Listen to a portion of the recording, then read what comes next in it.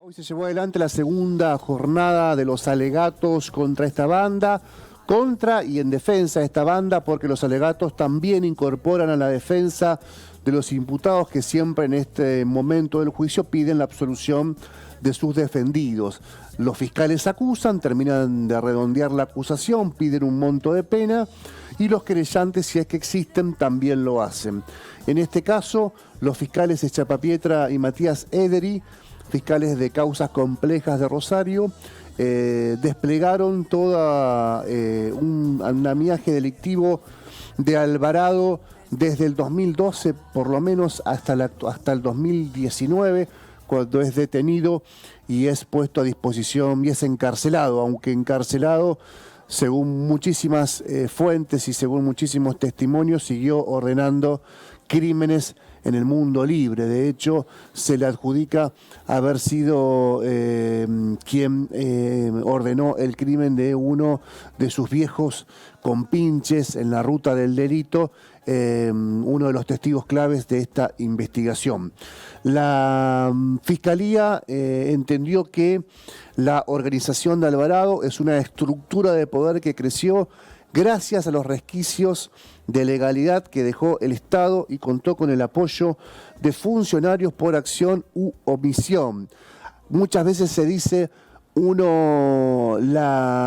mundo del delito no se junta con el mundo de la yuta, con el mundo de la policía, como se suele decir. Si pierdo, pierdo en la mía, se suele decir en la jerga del delito, pero nunca seré un buche de la yuta. En este caso, por ponerlo en términos bien barriales, en este caso los fiscales no solamente desplegaron una serie de circunstancias donde Alvarado prácticamente operaba como un buche calificado de la policía, al punto que era consultado en algún momento de este periodo de una década, era consultado por las fuerzas policiales cada vez que había un vehículo robado. Le preguntaban a Alvarado si no sabía sobre ponerle un Palio, una Kangoo, un Clio.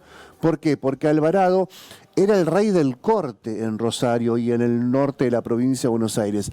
En ese momento, a principios del 2010 hasta el 2012, el delito principal que desplegaba Alvarado era el del corte de vehículos, el secuestro de vehículos, el desguace de vehículos, la venta de autoparte y lo que se llama un vehículo poncho, es decir, trastocar los datos del vehículo, los números de motor, aquellos números que identifican justamente a un vehículo automotor y poncharlo, volverlo otro vehículo, ponerlo en el mundo del mercado como otro vehículo. Todo esto obviamente con resquicios, como decían los fiscales, con resquicios institucionales que por acción u omisión permitían que Alvarado logre su propósito. ¡Qué poder! Sí.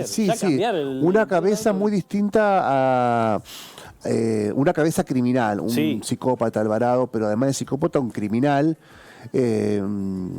muy inteligente para el daño, para la maldad, para el delito obviamente, pero para la maldad también, para el daño.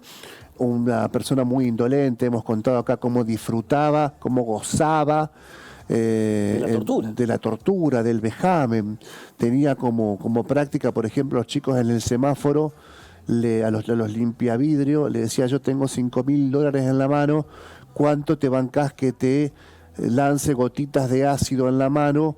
El que más se bancaba que le caigan gotitas de ácido en la mano le daba la plata a Alvarado. Gozaba con esa práctica perversa, indolente. Bueno, esta persona que además tenía una muy buena relación con la policía, los fiscales dicen que en un momento además fue consultado para establecer quién era más conveniente ser seleccionado para dirigir las unidades regionales de San Lorenzo y de Rosario, y si no son las unidades regionales, los cargos, las brigadas más importantes, la brigada de homicidio, la brigada de unidades especiales, la agrupación de unidades especiales, la agrupación del comando radioeléctrico, es decir, la agrupación seguridad personal. Eso antes, hoy podría ser la PDI o la Agencia de Investigación Criminal. Este era el rol de Alvarado, no era un lumpen que del frente tenía la policía y era capaz de tirotearse con la policía porque acá estamos nosotros y allá está la yuta. Por el contrario, Alvarado era gran parte del andamiaje de la policía corrupta y Alvarado era al mismo tiempo un informante de esa policía corrupta, con la cual hacía obviamente pingües negocios al punto que es insospechada, todavía no está cuantificada la fortuna de Alvarado, porque tiene inmuebles, vehículos, fideicomisos, departamentos en countries, cuentas bancarias, un montón de testaferros. Todavía no se sabe no está cuantificado definitivamente cuál es la empresa fantasmas, la plata que pudo generar Alvarado en el mundo del delito.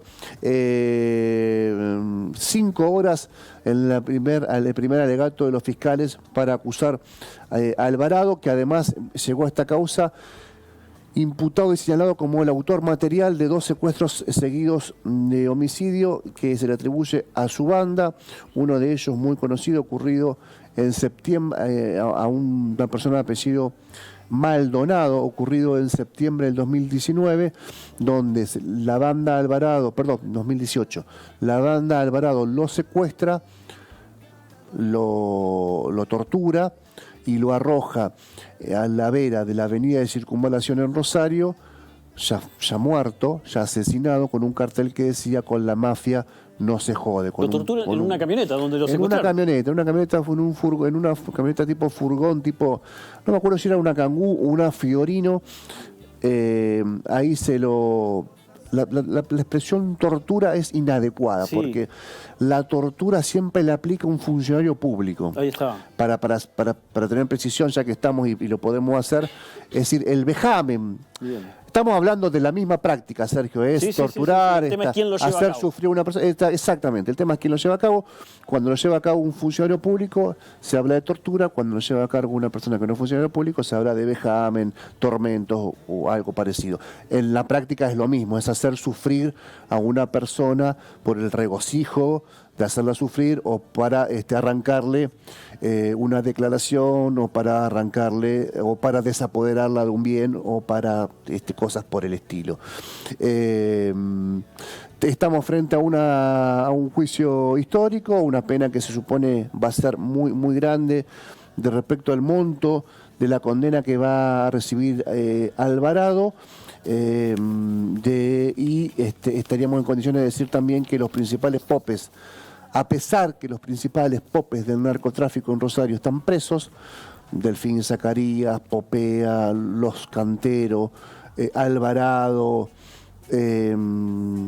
parte de Los Caminos, están presos, Rosario sigue siendo un problema en la disputa narco porque quedaron todo lo que Marcelo Saín llamaba los gatilleros, ¿no? Gestionando el negocio, todos los gatilleros, todas las personas más afectadas por el consumo de drogas, más rotas por el consumo de drogas, esos están hoy gestionando el negocio. Y sin control. Y sin ningún tipo de control y sin nada enfrente, además.